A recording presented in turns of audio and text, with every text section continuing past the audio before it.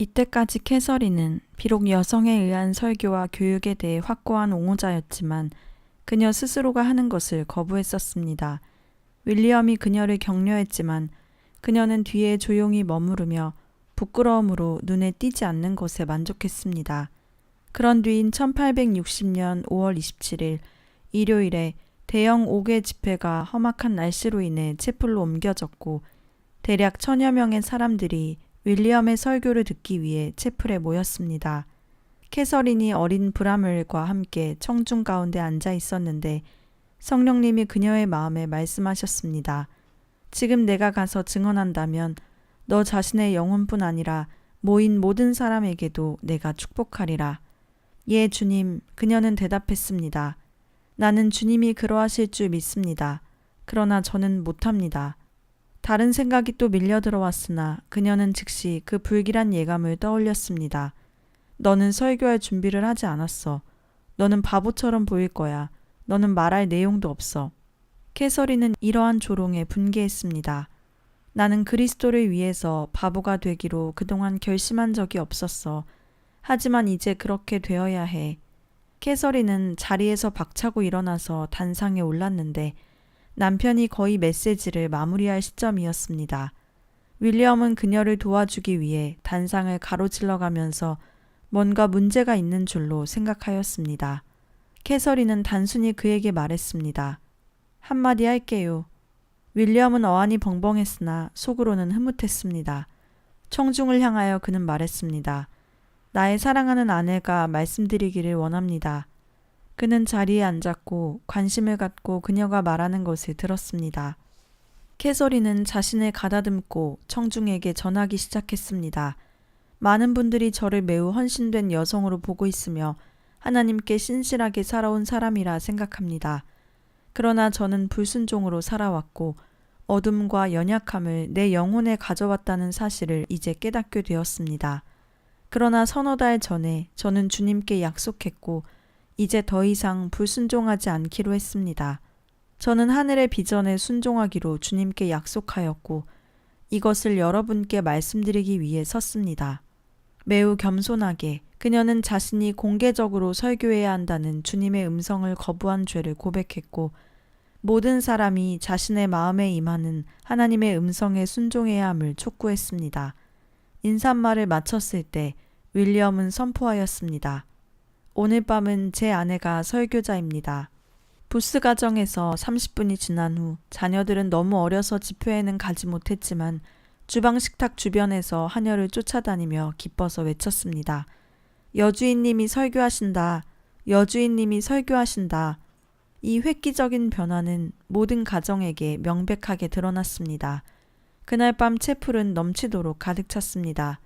캐서린은 에베소서 5장 18절의 말씀에 기초하여 설교했습니다. 성령의 충만을 받으라.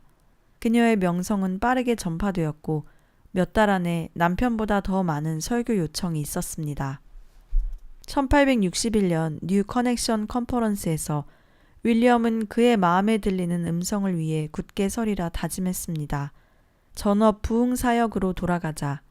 몇 주간의 심사숙고와 기도 후에 비록 다른 수입이 없었음에도 불구하고 윌리엄은 뉴 커넥션에 사의를 제출했습니다.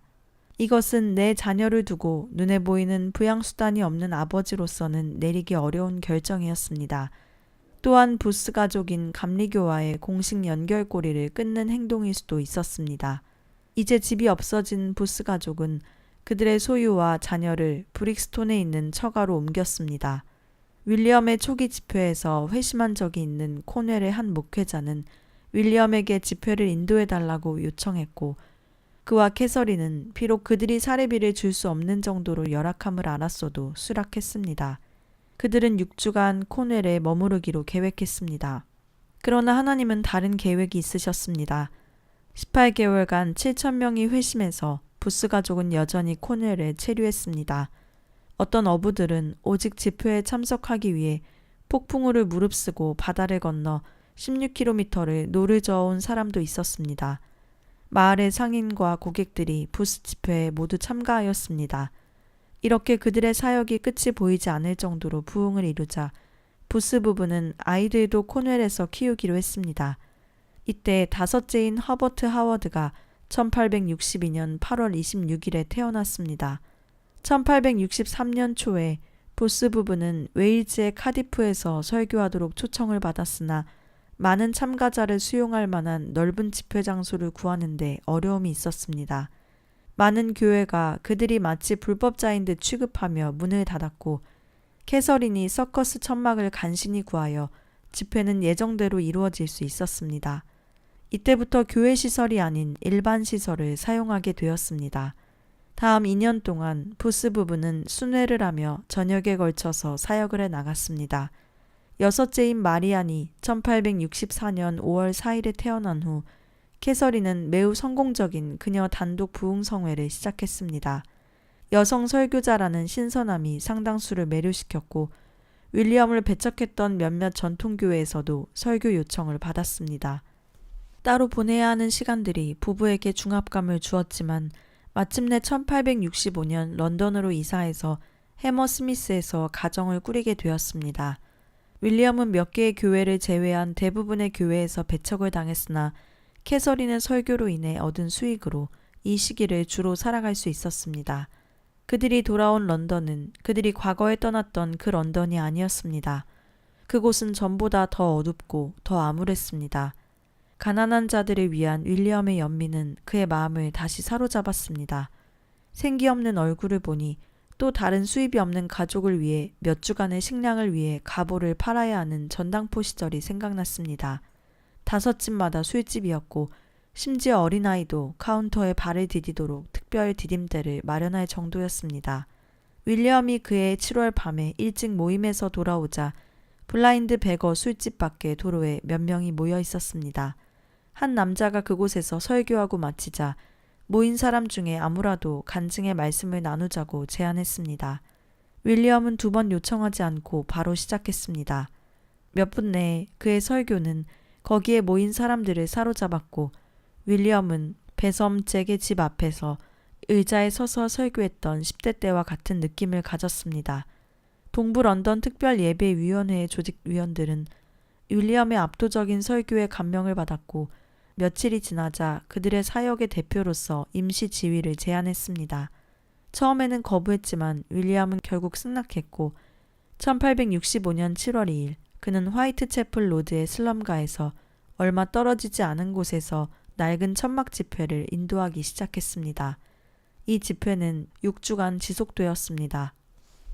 많은 영혼을 주께로 인도하는 동안 윌리엄은 이내 동부 런던에 애착을 가지게 되었습니다. 안정적인 수입이 없었으나 블라인드 베거 술집 앞으로 많은 실직자들이 몰려오는 것을 보자 마음을 돌이켜서 사역을 계속하지 않을 수 없었습니다. 그들은 구원이 필요했습니다. 영적인 타락에서뿐 아니라 육적인 타락에서도 말입니다. 그들에게 어떻게 도움을 줄지는 잘 알지 못했어도 다음에 선교 진술서를 쓰고 재정 지원을 호소했습니다. 우리는 1년 내내 매일 밤 동부 런던 곳곳에서 영혼을 그리스도에게로 데려오는 목적을 위해 연속 집회를 열고 싶습니다. 청사, 극장, 채플, 천막이나 기타 여러 곳에서 하려 합니다. 우리는 그리스도에게로 인도된 사람들을 개인적으로 돌보고 방문하여서 이들을 이웃에 관심 있는 교회로 인도하거나 또는 이들을 잘 양육하여 적극적인 일을 하도록 할 것입니다. 이 사역을 지속하기 위해서 우리는 크리스천 부흥협회를 설립하기를 제안합니다. 그 다음 주 부유한 한 제조회사 사장이 윌리엄에게 처음으로 100파운드의 수표를 보냈고 더 많은 기부금이 들어오게 되었습니다. 하나님은 항상 그러하듯이 신실하셨습니다. 이것이 바로 초기의 동부 런던 크리스천 선교회라고 불렸던 구세군의 시초가 되었습니다. 그 후 몇 년 동안 보스 부부의 사역은 급격하게 변했습니다.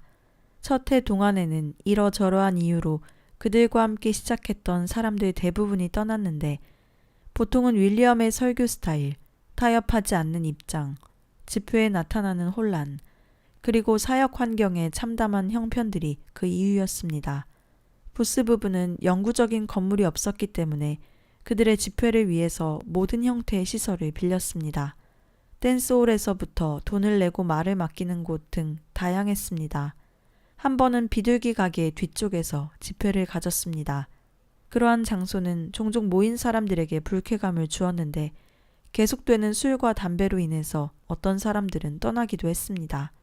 그러나 1866년 여름 무렵 윌리엄은 이 선교 사역을 위해 도움을 주는 60여 명의 신실한 사람들을 모으게 되었습니다. 그의 교리가 강경함에도 불구하고 방법에 있어서는 정반대였습니다. 영혼을 구원할 목표가 있는 이상 시도할 수 없는 것이 별로 없었습니다. 어떤 집회에서 청중이 그의 설교에 별로 관심이 없어하자 윌리엄은 최근에 구원을 얻은 집시 행상인에게 관심을 돌렸습니다. 그가 간증을 하게 되자 군중은 변화되었고 모든 말에 귀를 기울였습니다. 그날 이후로 새로운 회심자의 간증이 매 집회마다 이루어졌습니다. 윌리엄은 또한 매 집회마다 새로운 회심자를 책임질 대표자를 선발해 일을 맡겼습니다.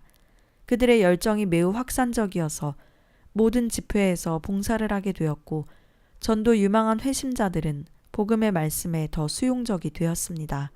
나중에 윌리엄이 한 설교가 이들의 입술을 통해 전파되어 구세군의 유명한 말이 되었습니다. 어느 날 한 남자와 그의 세 아들이 윌리엄의 경호원이 되겠다고 자청을 하면서 금관 악기들을 가져왔습니다. 악기를 연주하겠다고 제안하자 윌리엄은 그렇게 하라고 했습니다. 윌리엄은 회중이 음악을 선호하여 받아들이는 모습을 보자 이러한 밴드를 5개 집회의 정규적인 형식의 하나로 만들기로 결심했습니다. 기억하기 쉬운 술집에서 듣는 곡을 들으면서 윌리엄은 마귀가 최고의 노래를 다 가져서는 안 된다고 생각하여 그의 음악가들에게 대중음악을 연주하기를 배우되 하나님을 경배하는 가사로 개사를 하라고 지시했습니다. 이러한 곡들은 많은 사람들을 놀라게 했습니다. 윌리엄은 처음에는 이러한 선교가 주로 복음을 위한 것이 되기를 소망했습니다. 그는 사람들을 그리스도에게로 이끌어 영적인 성장과 성숙을 위해 교회로 모이게 하고자 하였습니다. 회심자들에게 곧바로 교회가 자신의 집과 같이 친숙해지기는 어려웠습니다. 구원을 받은 많은 사람들이 교회에 참석하는 것을 꺼려했습니다. 교회에 가더라도 반갑게 여겨지지 않았습니다. 윌리엄은 외부의 지원을 받지 않았기 때문에 새신자가 또 다른 수많은 회심의 보조를 맞추어 선교에 도움이 되도록 하였습니다. 선교회는 성경 공부반을 시작했고 또한 회심 일주일 안에 새신자를 신방하도록 하였습니다. 이 신방자들은 새신자를 잘 체크하고 함께 기도해주며 선교 사역에 동참케 하였습니다. 또한 그들은 새신자에게 어떻게 기도하며 불신자를 위해 중보하는지를 가르쳐 주었습니다.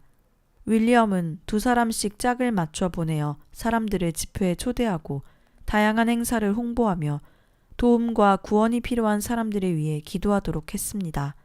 이러한 신방은 새신자에게 목적의식과 그들이 구원받기 전에 부족했던 추진력을 불어넣어 주었습니다. 한편 미국 남북전쟁이 터지고 영국 생산품을 위한 수요를 줄이고 실업률을 증대시켰습니다. 1866년에 발생했던 유행성 콜레라가 동부런던 전역에 들불처럼 확산되어서 8,000명 이상을 희생시켰습니다. 선교가 2걸음 전진하면 3걸음 후퇴되는 것처럼 보였습니다. 그러나 포기는 부스 가문의 사전에는 없었고 선교는 지속되었습니다. 이러한 시련을 통하여 윌리엄은 사람들에게 기도하도록 권면했습니다. 당신의 부족함을 단순히 고백하거나 당신의 바람을 표현하거나 당신에게 모든 것을 공급하시는 하나님의 능력과 뜻을 상기시키는 것에 안주하지 마십시오. 그분의 말씀을 붙잡고 그분이 거기에서 그때 그분의 뜻이라면 당신이 요구하는 모든 것을 당신에게 주신다는 사실을 믿어야 합니다. 그는 또한 이렇게도 쓰기도 하였습니다. 당신은 힘을 다해 기도해야 합니다. 다른 사람이 당신을 위해 기도할 때 단순히 당신의 기도를 하거나 교회나 채플에서 눈을 크게 뜨고 두리번거리며 앉아있는 것을 의미하지 않습니다. 이것은 하나님과의 열렬하고 실제적인 지치지 않는 씨름입니다. 이것은 전능자와의 사투요, 그분에게 매달리는 것이요, 그분을 따르는 것입니다. 마치 과부가 불의한 재판관에게 응답과 목적이 달성될 때까지 고통스러운 간구와 주장과 간청으로 밤낮 매달리는 것과 같습니다. 이러한 종류의 기도는 마귀와 세상과 당신의 나태하고 불신적인 속성에 반기를 들게 하는 것입니다. 마귀는 어떻게 당신의 기도를 통해서 하나님의 계획과 목적과 태도를 바꾸는 것을 기대할 수 있는지 물을 것입니다. 그들은 불가능을 이야기하며 실패를 예상합니다. 그러나 진짜 성공하기를 원한다면 하나님이 말씀하신 것 외에는 이러한 것들에 대해서 눈과 귀를 닫고 오직 그분의 말씀을 붙들어야 합니다. 잠자는 모양으로 이것을 할 수 없습니다. 축복된 약속을 얻는 것을 제외하고는 시간을 상관하지 않고 야곱이 씨름한 것처럼 기도하지 않는다면 이기는 이스라엘이 될 수 없습니다. 그것이 힘을 다한 기도입니다. 8시간의 기도 모임은 흔한 일이었습니다. 기도는 그들이 하는 모든 것의 초석이었습니다. 이러한 시간 동안 부스 부부의 7째와 8째가 태어났습니다. 이반젤린 코리가 1865년 크리스마스에 태어났고 루시 밀워드가 1867년 4월 28일에 태어났습니다. 부스 가족은 사역을 마치기까지 돕는 자가 결코 부족하지 않았습니다. 윌리엄과 캐서린은 배고픔이 복음 전파를 들리지 않게 하고 실업률이 높아가면서 많은 사람들이 영적인 도움과 함께 육적인 도움을 필요로 한다는 사실을 깨닫는 데에는 그리 오랜 시간이 걸리지 않았습니다. 그렇게 해서 구세군 수프 주방이 탄생했습니다. 배고픈 사람을 먹이는 것은 전보다 더 많은 재정이 지출되는 일이었습니다. 윌리엄은 이 선교가 지속되도록 새로운 묘법을 늘 고안해야 했습니다.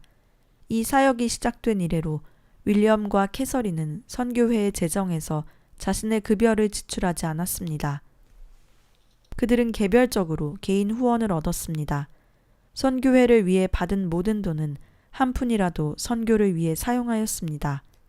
어느 때인가 윌리엄은 아들 브라멜이 10대일 즈음에 100만을 위한 음식 가게를 브라멜은 새벽 3시에 성실하게 일어나서 코벤트 가든 시장으로 6.4km를 터벅터벅 내려가 거기서 버려진 야채를 얻고 수프를 위한 뼈를 구입했습니다.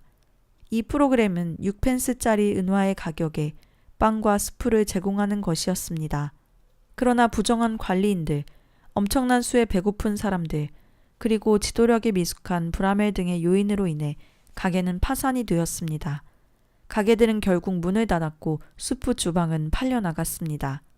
윌리엄은 이러한 사회적인 구호를 영혼을 구원시키는 것보다 결코 더 중요하다고 생각하지 않았습니다. 그에게 수프 주방과 다른 구호 활동은 복음을 따라 사는 삶의 일부였습니다. 그는 이렇게 후에 요약합니다. 주님은 나에게 나는 줄인 자를 먹이며 헐벗은 자를 입히고 병든 자를 돌보며 감옥에 있는 자를 방문하였다고 말씀하셨습니다. 하지만 오랫동안 나는 이 일이 어떻게 조직적이거나 광범위한 방법으로 이루어질 수 있는지 알지 못했습니다.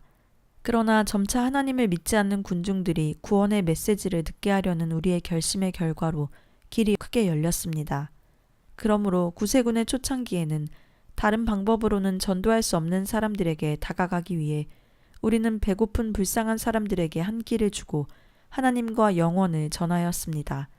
그렇게 우리는 우리의 사회적인 방법을 점진적으로 전개해 왔습니다. 윌리엄은 무료로 나눠주는 것이 쉽게 수혜자의 자긍심을 갉아먹는다는 사실을 깨닫게 되었습니다. 선교회의 사회적 구호 노력이 증가하면서 수혜자들이 숙식을 해결하기 위해 번 돈의 작은 비용을 지불하게 하거나 일을 하게 하는 것이 최선임을 알게 되었습니다. 1870년경 선교회의 영향력은 동부 런던의 한계를 넘었습니다. 다른 선교가 이미 남부 런던의 크로이던과 스코틀랜드의 에딘버러에서 시작되었습니다. 동부 런던 크리스천 선교회가 이제 8,000명의 회원을 갖게 되었고 화이트채플 로드에 큰 건물을 구입하였고 거기에서 수프 주방, 몇 개의 교실, 큰 만남홀, 그리고 서점을 열었습니다. 윌리엄이 다음 2년 동안 심하게 아팠기 때문에 캐서린이 선교를 운영하기 위해 나서게 되었습니다. 어려운 시기였습니다. 캐서린은 가정과 선교 운영으로 수많은 일에 시달렸습니다. 극단적인 형편에서도 그녀는 남편의 의지나 명령에 기대지 않았습니다. 건강을 회복하고 1872년에 복귀했을 때 윌리엄은 다시 지휘권을 인수받았고 조직은 탄탄하게 성장했습니다. 1873년 윌리엄과 캐서린은 9째를 입양했는데 그것은 죽어가는 한 여인이 어린 브라멜에게 자신의 아이를 보살펴달라고 요청했기 때문입니다. 책임이 얼마나 막중한지를 완전히 깨닫지도 못한 채 브라멜은 동의하였습니다. 여인이 죽었을 때 그녀는 부모님에게 도움을 요청했습니다. 부부는 아이를 입양하기로 하였고 자신들의 딸 엠마가 보살피도록 하였습니다. 이렇게 하여 해리가 가족으로 들어왔습니다. 그는 나중에 자라서 인도에서 구세군의 첫 의료사역자가 되어 30년을 섬겼습니다.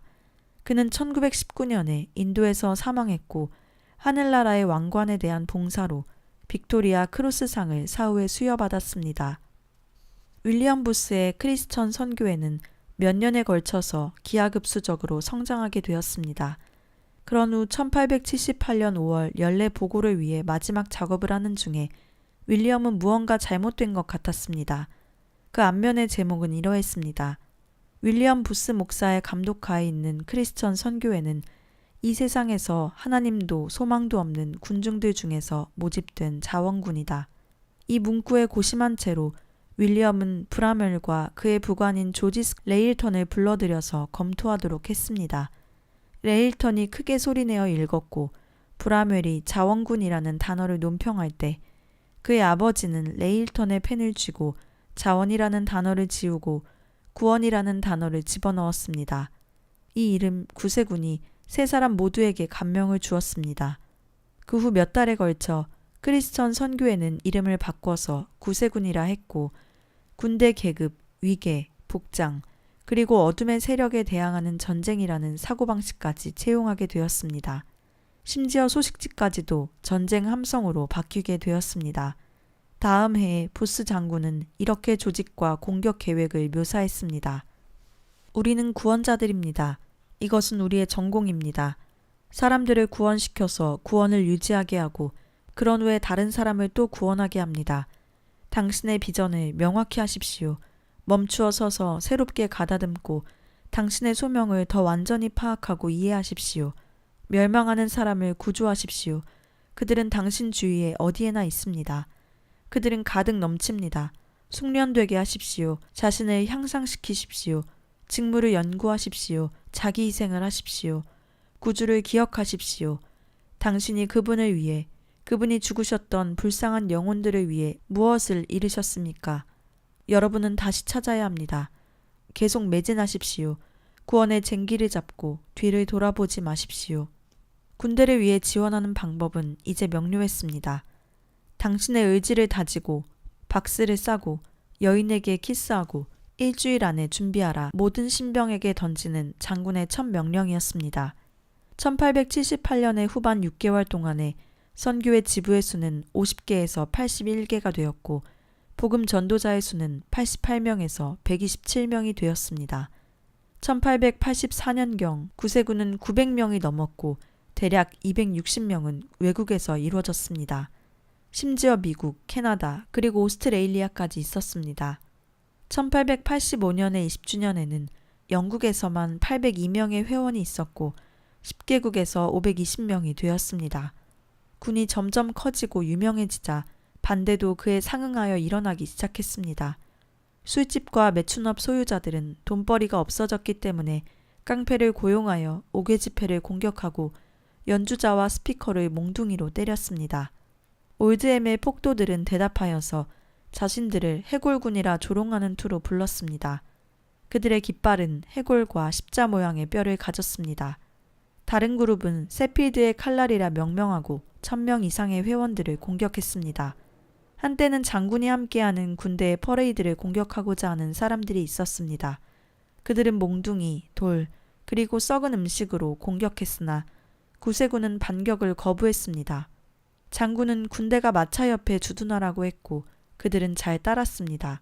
한 중인은 눈 사이와 뒷머리를 가격당해서 집회로 오는 내내 말 위에서 붙들고 있어야만 했습니다. 도착하게 되자 그는 말에서 미끄러지듯 내려서 말했습니다. 그들도 구원받기를 소망합니다. 이 말 후 그는 혼수 상태에 빠졌습니다. 집회에 먼저 소집되어 있었던 회원들은 신입 회원의 부서진 악기, 피가 나고 두들겨 맞은 외모에 놀라지 않을 수 없었습니다. 부스 장군은 말하였습니다. 이제 사진을 찍을 시간이다. 이것은 결국 전쟁이므로 구세군 회원들은 메달과 같이 자상 및 타박상을 입었습니다. 지역의 관리자들은 군대에 대항하여 공공기도와 같은 것을 이유로 기소했고 구세군은 부당한 벌금에 항의하였습니다. 그들은 지불을 거부하고 체포되었을 때 기쁘게 감옥에 갔습니다. 그들은 반대를 그들이 지금 하는 일의 사도적인 사역의 표적으로 여겼고 더욱더 핍박이 거세질수록 복음 전파하기를 굳게 결심하였습니다. 용감한 이야기가 풍성했는데 그중 한 가지 예를 들면 군에서 온 아가씨입니다. 그녀는 구세군 아가씨이며 힘든 일을 맡고 있었습니다. 아침 7시부터 밤 6시까지 털로 직무를 짜는 일이었는데 단조롭고 급여가 적었습니다. 또한 계속된 동료 노동자의 무심한 조롱을 견뎌야 했습니다. 가을 어느 날 아침에 인근 정원에서 모닥불이 스파크를 일으키며 열려진 창문으로 들어왔고 흐트러진 털 더미에 불이 붙었습니다. 순간적으로 모든 것이 불에 탔습니다. 소녀 노동자들은 안전한 곳으로 뛰었습니다. 거기 모든 사람이 내려왔습니까? 현장 소장이 물었습니다. 키를 들어 올린 한 직공이 소리치며 대답했습니다. 몇 분 전에 장난으로 리지 서머스를 창고에 가두었는데 어떻게 하죠? 창고는 지금 불타는 건물을 통해서만 접근할 수 있는 방이었으므로 당장 길을 내어 가기에는 불가능했습니다. 공장의 직공들과 인부들은 놀라고 무기력하게 서 있을 수밖에 없었습니다. 이때 두 인물이 직조실에서 뿜어져 나오는 연기 사이로 비틀거리며 나왔습니다. 한 명은 리지 서머스였고 다른 한 명은 분간하기 어려웠습니다. 그 구세군 아가씨였습니다. 그녀는 뒤에 남아 화상과 물집과 거의 지식 상태 속에서 동료를 구출하기 위해 문을 쳐서 넘어뜨렸던 것입니다. 그것도 자신에게 평소에 쌍스런 욕을 하는 동료를 위해서 말입니다. 구세군의 집회는 항상 성령의 나타남이 있었고 초기 부흥사들에 의해 증언된 것과 유사하였지만 전혀 전통적인 것은 아니었습니다. 집회 중 노래가 끝나면 증언이라는 시간이 있었는데 주님이 자신을 위해 하신 일의 경험을 설명하는 다양한 구세군 장교들의 간증이었습니다. 이런 식으로 반 시간이 지났습니다. 감탄사가 절로 나오면서 시간은 조용하게 흘렀습니다. 다음에 또 어떻게 진행될지를 추측하기도 불가능했습니다. 장군은 증언이 마쳐질 때 그의 청중에게 조용히 앉아서 찬송을 부르도록 했습니다. 그는 이렇게 말했습니다. 가장 은혜로운 주님, 저는 주님이 매 순간 필요합니다. 주님과 같은 부드러운 음성이 평안을 주십니다. 저는 주님이 필요합니다. 매 순간 저는 주님이 필요합니다. 오, 저를 축복해 주십시오. 주님, 저는 주님께로 갑니다. 이 멘트는 모든 청중에 의해 반복되고 합창이 부드럽게 흘렀습니다. 그리고 끝나자마자 다른 활기찬 찬송이 새로 시작되었습니다. 이러한 합창을 10곡 이상 불렀습니다. 날카로운 소리, 단상 주변의 북적임, 회중에 일제 기립이 있었습니다. 자리는 가득 찼고 찬송은 큰 할렐루야 소리로 어우러졌습니다.